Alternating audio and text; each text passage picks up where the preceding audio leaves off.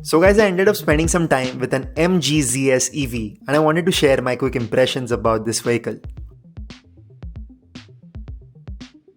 So I really liked the Copenhagen blue color and the overall clean styling of the ZS, and having seen a couple of them on the road, it really does have a simple yet proportionate design.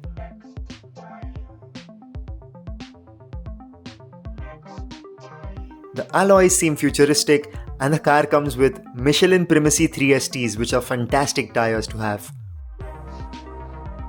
What's not so cool from an originality point of view is the obvious imitation of the Mercedes-Benz grille design, and in fact there are quite a lot of bits which seem to be inspired from some or the other car maker on this car. So coming to the interiors, it does have a premium feel to it with bits of leather thrown around, but I still don't feel the interior design is entirely coherent. Volkswagen and MG's parent SAIC are partners in China, and the ZS is supposedly using parts directly lifted from the Volkswagen parts bin, but the set of parts and quality and finish of trims that I saw on this vehicle was definitely not up to the Volkswagen mark, but it definitely does have that extra bling factor to it. The gear selector knob has a very good feel to it, but it's again inspired from a Jaguar Land Rover. The screen itself has really big black bezels and it didn't seem super sharp, but I really like how little I had to fiddle with it because of the perfect placement of the driver-oriented elements and the fairly helpful voice command, which does get the job done fairly quickly.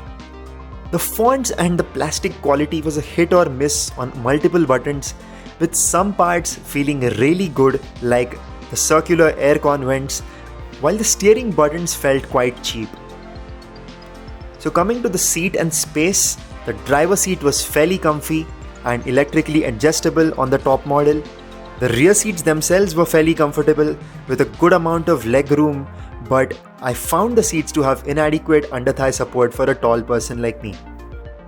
We also have the panoramic sunroof, which is no longer a novelty, but it does add to that airiness of this all-black cabin.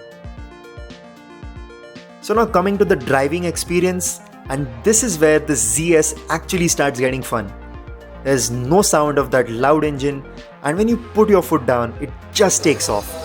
It's butter smooth and the power is just a push away. Even the normal mode is delightfully quick, and the sports mode makes that instantaneous power delivery even more quicker. The cabin is well insulated, but outside the motor does whine a little bit when the car starts moving.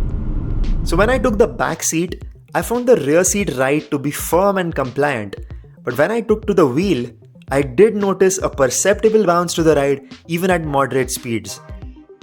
The car handles bad roads very gracefully, and this could also be thanks to its low center of gravity because the bottom of the car houses the massive battery pack, but you can definitely feel a hint of that body roll when you try to push this car a little harder. The leather wrapped steering wheel is a delight to hold, and it's comfortably light, which makes the ZS a breeze to drive around town. But the feedback you get from the steering is slightly vague, and this is more pronounced as you start approaching triple-digit speeds.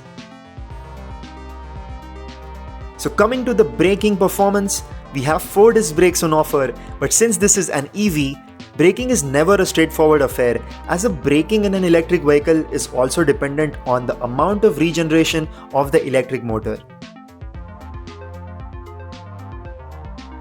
So we don't get paddles to toggle the regen, but we do have an adjustable regeneration mode which lets us choose how much we want the car to coast, and MG calls this KERS, Kinetic Energy Regeneration Scheme.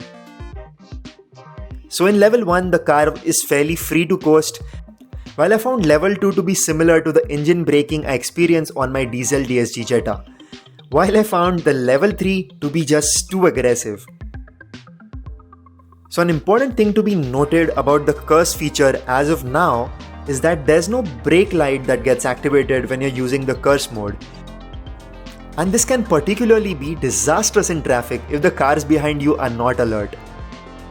So now the brakes themselves, they do have a hint of that artificial EV character, and the pedal on this test car was also a little mushy, But I have to say the brakes on the Nexon EV really had a lot more personality to them. So now this is an electric vehicle, and the current $1 million question for this class of vehicles right now would no doubt be the range of this electric car.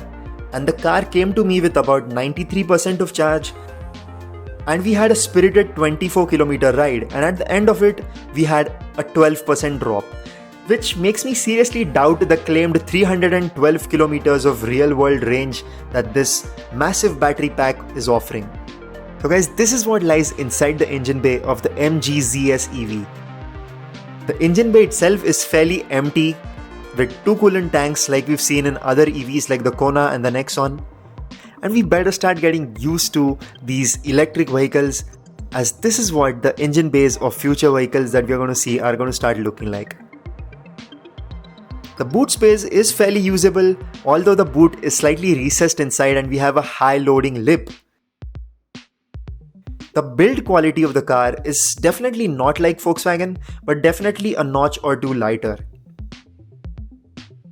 So that's pretty much it for this short video on my impressions of the MG ZS electric vehicle. And I really hope you found this video fun.